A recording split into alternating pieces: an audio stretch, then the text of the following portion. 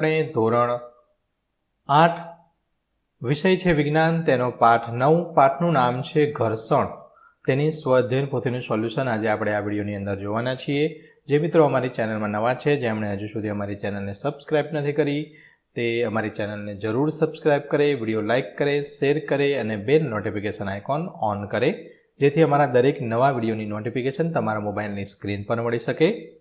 મિત્રો, આ દરેક વિડીયોનું પીડીએફ સ્વરૂપે સોલ્યુશન મેળવવા માટે અમારી એપ્લિકેશન તમારા મોબાઈલના પ્લે સ્ટોરમાં વિશ્વગુરુ સંજય પટેલ સર્ચ કરી તમે ઇન્સ્ટોલ કરી શકશો. તદ્દન ફ્રી એપ છે, કોઈપણ પ્રકારનો ચાર્જ આપની પાસેથી લેવામાં આવતો નથી. શરૂઆતની સ્ક્રીન આવી આવશે. સ્વઅધ્યયન પોથીના વિડીયો જોવા માટે સ્વઅધ્યયન પોથીના ઓપ્શન પર ક્લિક કરી ધોરણ પસંદ કરી વિષય વિજ્ઞાન પર ક્લિક કરી પાઠના નામના નીચેના વિડીયોના ઓપ્શન પર ક્લિક કરી તમે વિડીયો જોઈ શકશો. પીડીએફના ઓપ્શન પર ક્લિક કરી તમે પીડીએફ સ્વરૂપે સોલ્યુશન જોઈ શકશો. ખૂબ જ સારી એપ છે, એકવાર જરૂર ડાઉનલોડ કરીને જોજો. તો ચાલો શરૂ કરીએ. ધોરણ 8 વિષય વિજ્ઞાન, તેનો પાઠ 9 ઘર્ષણ, તેની સ્વ અધ્યયન પોથીનું સોલ્યુશન જોઈએ. યોગ્ય વિકલ્પ એટલે કે સાચો વિકલ્પ હોય તેની સામેના ચોરસ ખાનામાં ખરાની નિશાની કરવાની છે. તેમાંનું પહેલું, પ્રવાહીમાં ગતિ કરતી વસ્તુઓને યોગ્ય આકાર આપીને કયા ઘર્ષણને ઘટાડી શકાય છે? તો તરલ આવશે. બીજું છે, મશીનોમાં શાનો ઉપયોગ કરી ઘર્ષણ ઘટાડી શકાય છે? તો બોલ બેરિંગ એટલે કે ગોળ ફરવામાં સરળતાથી ફરી શકે તે માટે. ત્રીજું છે, નીચેનામાંથી કયા સાધનમાં ઘર્ષણ બળ ઘટાડવા માટે ઊંજણ એટલે કે લુબ્રિકન્ટ એટલે કે આપણે ગ્રીસને એવું પૂરીએ છીએ તેનો ઉપયોગ કરવામાં આવે છે? તો એમાં આવશે ઉપરના તમામ. દરેક વાહનની અંદર આપણે ઘણી વખતે હિંચકો હોય તેમાં કીચૂડ એવો અવાજ આવતો હોય તો તેની અંદર આપણે ઓઇલ નાખીએ છીએ બેરિંગની અંદર, અથવા તો ગ્રીસ. स्वप्न देखने वाला याकूब के 12 पुत्र थे, पर वो अपने લગાવીએ છીએ, જેને લુબ્રિકન્ટ એટલે કે ઊંજણ કહેવાય. ચોથું, સપાટીને ખાલી જગ્યા બનાવીને ઘર્ષણ વધારી શકાય છે? તો ખરબચડી બનાવીને. પાંચમું છે, ખાલી જગ્યા બળને ઓછું કરવા માટે કુસ્તીબાજ પોતાના શરીર પર તેલ લગાડે છે? તો સ્નાયુ બળ. આગળ વધીએ, પ્રશ્નોના જવાબ આપવાના છે. છઠ્ઠો પ્રશ્ન, બે પથ્થરની મદદથી આગ પેદા થવા માટે કયું બળ જવાબદાર છે? એટલે કે આદિમાનવો જે હતા એ બધા અગ્નિ પ્રગટાવવા માટે શેનો ઉપયોગ કરતા? બે પથ્થર હોય તે વચ્ચેથી અથડાવતા એટલે કે ઘર્ષણ ઊભું કરતા. તો ઘર્ષણ બળ જવાબદાર છે. સાતમો પ્રશ્ન, જેમાં ઘર્ષણ બળનો ઉપયોગ થતો હોય તેવી રોજિંદી જીવનમાં જોવા મળતી ઘટના લખો. દાખલા તરીકે સાયકલ ચલાવવી, રસ્તા પર ચાલવું, પેન અથવા પેન્સિલ વડે કાગળ પર લખવું, ચોક વડે બોર્ડ પર લખવું, આ બધું જ છે ઘર્ષણને આધારે થાય છે. આઠમું, નીચેની ક્રિયાઓમાં લાગતા ઘર્ષણ બળને મિત્ર કે શત્રુમાં વર્ગીકરણ કરવાનું છે? તો અહીંયા મિત્ર અને શત્રુમાં આ રીતે વર્ગીકરણ કરી શકાય. તેમાં મિત્રમાં ચાલવું, લખવું, લપસણી પરથી લપસવું, સાયકલ ચલાવવી, કારને બ્રેક મારતા અટકી જવું. હવે શત્રુ, તો કપડાનું ઘસાઈને ફાટી જવું, ચંપલ ઘસાઈ જવા, કેળાની છાલ પર પગ પડવાથી લપસવું, ટાયરનું ઘસાવવું, હિંચકો ઝૂલતા અવાજ આવવો. જે આ બધું છે એ બધી ખરાબ વસ્તુ છે, ખોટી વસ્તુ છે. એટલે કે ફાટી જવું, તૂટી જવું, ઘસાઈ જવું, આ બધું આપણે શત્રુની અંદર લખી શકીએ. નવમો પ્રશ્ન છે, નીચેની ક્રિયાઓને સરળ અને મુશ્કેલ ક્રિયાઓમાં વર્ગીકરણ કરવાની છે? તો આ બધી ક્રિયા આપેલી છે, તેમાં સરળ અને મુશ્કેલની અંદર આપણે વર્ગીકરણ કરીએ. તેમાં સરળ ક્રિયાની અંદર બહારની સપાટી પર કાગળ વીંટાળેલ હોય તેવા કાચનો ગ્લાસ પકડવો, કુલડી પકડવી, જમીન પર ચાલવું, આ બધી સરળ ક્રિયાઓ છે. જ્યારે મુશ્કેલ ક્રિયા જોઈએ તો બહારની સપાટીને તેલવાળી હોય તેવો કાચનો ગ્લાસ પકડવો એટલે કે મુશ્કેલ છે. ધીમે ધીમે લપસી જાય અને પડી જાય તો ફૂટી જાય. કાદવવાળા રસ્તા પર ચાલવું, ચીકણી માટી હોય તો લપસી જવાય, પડી જવાય. ભીના ભોય તળિયા પર ચાલવું, આ બધી મુશ્કેલ ક્રિયાઓ છે. ઉપરોક્ત ક્રિયાઓ શા માટે સરળ કે મુશ્કેલ છે તેનું કારણ આપવાનું છે. તો સરળ ક્રિયામાં ઘર્ષણ બળ વધુ લાગતું હોવાથી તે ક્રિયા કરવામાં સરળતા રહે છે. જ્યારે મુશ્કેલ ક્રિયાની વાત કરીએ તેમાં ઘર્ષણ બળ ઓછું લાગતું હોવાથી તે ક્રિયા કરવામાં મુશ્કેલી પડે છે. આ રીતે આપણે તેનું વર્ગીકરણ કરેલું છે. પારિભાષિક શબ્દના ઉદાહરણ આપો. તેમાં 10મું છે, લોટણ ઘર્ષણ. તો જ્યારે એક વસ્તુ કોઈ બીજી વસ્તુની સપાટી પર ગબડે છે ત્યારે તેની ગતિને અવરોધતા બળને લોટણ ઘર્ષણ કહેવામાં આવે છે. તરલ ઘર્ષણ, તો તરલમાં પસાર થઈને ગતિ કરતી વસ્તુઓ પર લાગતા ઘર્ષણને તરલ ઘર્ષણ બળ કહે છે. 12મું છે સ્થિત ઘર્ષણ.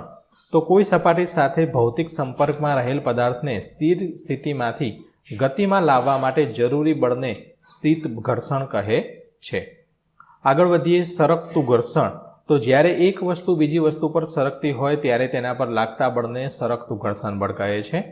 14મું છે, ઘર્ષણ બળની મુખ્ય લાક્ષણિકતાઓ કઈ છે? તો વસ્તુનું સ્થાન બદલી શકાય છે, વસ્તુને ગતિમાં લાવી શકાય છે, ગતિમાન વસ્તુને સ્થિર કરી શકાય છે. માગ્યા મુજબ પ્રશ્નોના જવાબ આપવાના છે. થોડા મોટા પ્રશ્નો છે. 15મું છે, ઘર્ષણ એકાએક અદૃશ્ય થઈ જાય તો તેની આપણા જીવન પર શું અસર થાય? તો ઘર્ષણ એકાએક અદૃશ્ય થઈ જાય તો તેની આપણા જીવન પર નીચે મુજબ અસર થાય છે. વાહન ચાલી ન શકે, આપણે ચાલી ન શકીએ, લખી શકતા નથી, આ બધી મુશ્કેલીનો સામનો કરવો પડે. 16મું છે, તમારા ઘરમાં દરવાજો બંધ કરતા કે ખોલતા અવાજ આવે છે તો તમે શું કરશો? શા માટે? મેં અગાઉ કીધું એમ, લુબ્રિકન્ટ અથવા ગ્રીસ કરીએ, ઓઇલિંગ કરીએ તે. તો અમારા ઘરનો દરવાજો બંધ કરતા કે ખોલતા કેટલીક વાર અવાજ આવે છે તો અમે ઘરના દરવાજામાં ઓઇલનો ઉપયોગ કરીએ છીએ. થોડા તેલના ટીપા કે ગ્રીસ નાખીશું, કારણ કે તે નાખવાથી સરળતાથી દરવાજો ખોલ બંધ કરી શકાશે. તેનાથી ઘર્ષણ ઓછું લાગે છે અને કીચુડ કીચુડ જેવો અવાજ આવતો બંધ થઈ જાય છે. 17મો પ્રશ્ન, તમે તમારા મિત્રો સાથે કેરમ રમો છો ત્યારે કેરમ બોર્ડ પર પાવડર શા માટે છાંટો છો? તો ઘણી વખતે કુકડી ચોંટી જતી હોય, સ્ટ્રાઇકર ચોંટી જતું હોય તો આપણે શું કરીએ છીએ? પાવડર નાખીએ છીએ. તો કેરમ બોર્ડ અને કેરમની કુકડીઓ વચ્ચે ઘર્ષણ બળ ઘટાડવા માટે અમે અમારા મિત્ર સાથે કેરમની રમત રમીએ છીએ ત્યારે કેરમ બોર્ડ ઉપર પાવડર છાંટીએ છીએ. ઘર્ષણ બળ ઘટવાથી કુકરીઓ સરળતાથી સરકી શકે છે, એટલે કે ઓછી તાકાત કરવી પડે છે. સ્ટ્રાઇકરને થોડું ધીમેથી મારો તો પણ ચાલે જો પાવડર નાખ્યો હોય તો. નેક્સ્ટ 18મો પ્રશ્ન, જો બૂટ ચંપલની ખરીદી કરવા જાઓ ત્યારે કેવા પ્રકારના તળિયાવાળા બૂટ ચંપલની ખરીદી કરવી જોઈએ? શા માટે? તો આવી જ્યારે ખરીદી કરવા જાઓ ત્યારે વધારે ખરબચડી સપાટીના તળિયાવાળા બૂટ ચંપલની ખરીદી કરવી જોઈએ, કારણ કે વધારે ખરબચડી સપાટી પર ઘર્ષણ બળ વધુ લાગે છે. 19મો પ્રશ્ન, સામાન્ય રીતે ટાયરની સપાટી કેવી જોવા મળે છે? કેવી સપાટીવાળા ટાયરની ખરીદી કરવી જોઈએ? શા માટે? તો ખરબચડા ટાયરની સપાટીવાળા ટાયરની ખરીદી કરવી જોઈએ, કારણ કે ટાયર રસ્તા પર ઘર્ષણ બળ વધુ લગાડે છે અને બ્રેક લાગવાથી વાહન સરળતાથી ઊભું રહી જાય છે. જો આવું ટાયર હોય તો સરળતાથી વાહન રોડ ઉપર ચાલી શકે, બ્રેક મારીએ તો ઊભું રહી જાય. જો આવું ટાયર હોય, એકદમ લીસુંવાળું ટાયર, તો સ્લીપ ખાઈ જાય અને એક્સિડન્ટ થવાની સંભાવના રહે છે.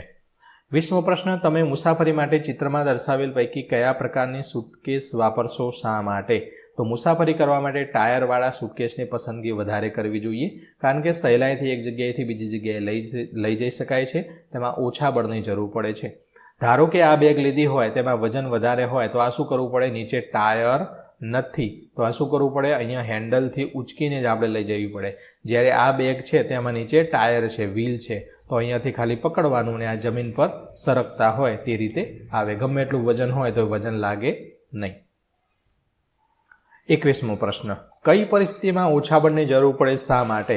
તો એ, ફૂટબોલને સ્થિર સ્થિતિમાંથી ગતિમાં લાવવો અને ગબડી રહેલ ફૂટબોલની ગતિ ચાલુ રાખવી. તો ગબડી રહેલા ફૂટબોલની ગતિ ચાલુ રાખવી હોય તેમાં ઓછું ઘર્ષણ બળ લાગે, કારણ કે ગબડી રહેલા ફૂટબોલ પર ઘર્ષણ બળ ઓછું લાગતું હોવાથી તેમાં ઓછા બળની જરૂર પડે છે. થોડોક ધક્કો મારો ને તે આગળ દોડવા લાગશે.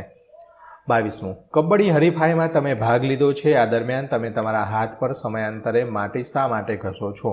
તો કબડ્ડીની રમત દરમિયાન અમે અમારા હાથ પર માટી ઘસીએ છીએ, કારણ કે માટી લાગવાથી હાથ ખરબચડા થાય છે અને ઘર્ષણ બળ વધે છે. તેથી સામેવાળા ખેલાડીને સરળતાથી પકડી શકાય છે.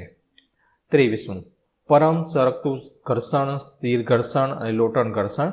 જીયાન, સ્થિર ઘર્ષણ, સરકતું ઘર્ષણ, લોટન ઘર્ષણ. અહીંયા ઘર્ષણ બધા અલગ અલગ આપેલા છે. તો અહીં 4 મિત્રો સ્થિર ઘર્ષણ, લોટન ઘર્ષણ અને સરકતા ઘર્ષણને લાગતા ઘર્ષણના સંદર્ભમાં ઉતરતા ક્રમમાં ગોઠવે છે. તો કોની ગોઠવણી સાચી છે? તો આ મેસવાની ગોઠવણી છે તે સાચી છે. ઉતરતા ક્રમમાં લોટન ઘર્ષણ, સ્થિર ઘર્ષણ અને સરકતું ઘર્ષણ. જોડકા જોડવાના છે. વિભાગ એની સામે બીની અંદર જોડવાના છે. તો આ રીતે તમે જોડકા જોડી શકશો. આગળ વધીએ. 25મું, એક ઢાળવાળી સપાટીની ટોચ પરથી એક લખોટીને મુક્ત કરવામાં આવે છે. ઢાળના તળિયે આવેલ સમક્ષિતિજ સપાટી પર નીચેનામાંથી શું મૂકવામાં આવે તો સપાટી પર લખોટી સમક્ષિતિજ દિશામાં ઓછું અંતર કાપશે? તો રેતી આવશે. 26મું છે તેમાં દોરડા ખેંચની હરીફાઈમાં આકૃતિમાં દર્શાવ્યા પ્રમાણે કલ્પેશ દોરડું પકડી ખેંચવાની શરૂઆત જ કરે છે. તરત જ દોરડું હાથમાંથી સરકી જાય છે. તો દોરડું હાથમાંથી સરકે નહીં તે માટે નીચેનામાંથી શું ઉપાય કરવો? તો પોતાના હાથ પર માટી લગાવવી જોઈએ, ત્યારબાદ દોરડું પકડવાનું અને ખેંચવાનું, દોરડું સરકશે નહીં. 27મું, જો બ્લેકબોર્ડ અને ચોક વચ્ચે ઘર્ષણ બળ ના હોય તો શું થાય? તો તેના પર લખી શકાય નહીં. 28મું છે, જો કોઈ ઘર્ષણ બળ ન લાગતું હોય અને કોઈ પદાર્થ ગતિની શરૂઆત કરે તો શું થાય? તો જો ઘર્ષણ બળ ના હોય અને પદાર્થ ગતિની શરૂઆત કરે તો પદાર્થ ક્યાંય અટકતો નથી, તેની ગતિ શરૂ જ રહે છે. એટલે કે તે પદાર્થ ઊભો રહે નહીં, ગોળ ફરતો હોય તો ગોળ ફર્યા જ કરે. ઘર્ષણ હોય અને લગાવવું હોય અને ધક્કો લગાવીએ એની વિરુદ્ધ સાઈડ તો જ તે પદાર્થ ઊભો રહે. 29મું, શા માટે વિમાનનો આકાર પક્ષી કે માછલી જેવો રાખવામાં આવે છે? તો માછલી અને પક્ષીનો આકાર ધારરૂપ હોય છે અને તે આકાર તરલ ગતિમાન હોવાના કારણે ઘર્ષણ બળ ઘટે છે. માટે તરલ ગતિમાન ઘર્ષણ ઘટાડવા માટે અને વિમાનની ઝડપ વધારવા માટે વિમાનને માછલી કે પક્ષી જેવો વિશિષ્ટ આકાર આપવામાં આવે છે.